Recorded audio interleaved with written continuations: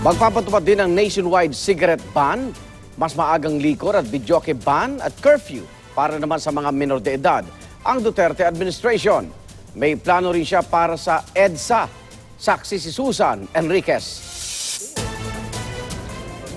Mayor of the Philippines nga. Yan daw imbes na president ang gustong ibansag ni Rody Duterte sa kanya. Pero hindi lang titulo niya sa Davao City ang gustong gamitin sa buong bansa, kundi pati ang cigarette ban sa lahat ng pampubliko at enclosed o saradong lugar.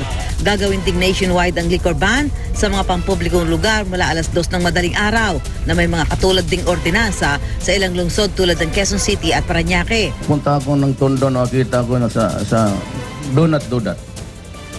If you do not have a house, then do not drink.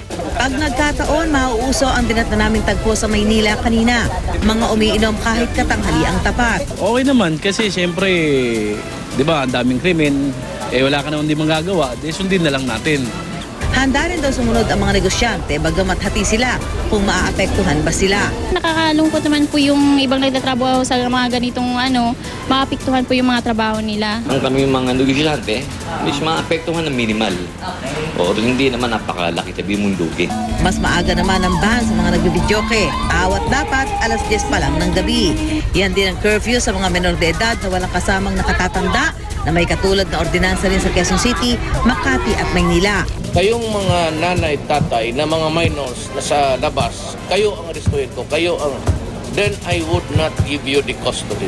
Approved din dyan ang ilan kong nakausap. Okay po yun, ma'am, kasi maiiwasan yung mga naka-standby sakali na mga kabataan. Sinimula na rin ilatag ni Duterte ang plano niya para sa EDSA, kung saan magpapatupad siya ng 60 km speed limit na katulad sa ilang kalsada tulad sa Commonwealth Avenue. Ang mga taxi driver naman, trabahong minsan na rin sinubukan ni Duterte. Kailangan sumunod sa dati ng batas na pagbibigay ng tamang sukli kung ayaw makasuhan ng estapa. Ang mga estudyante naman ng public schools hindi na raw kailangang mag-uniforme, habang ang mga lakbay-aral o out-of-town seminar ng mga barangay officials, ipapatigil na raw ni Duterte. Ako, si Susan Enriquez, ang inyong saksi.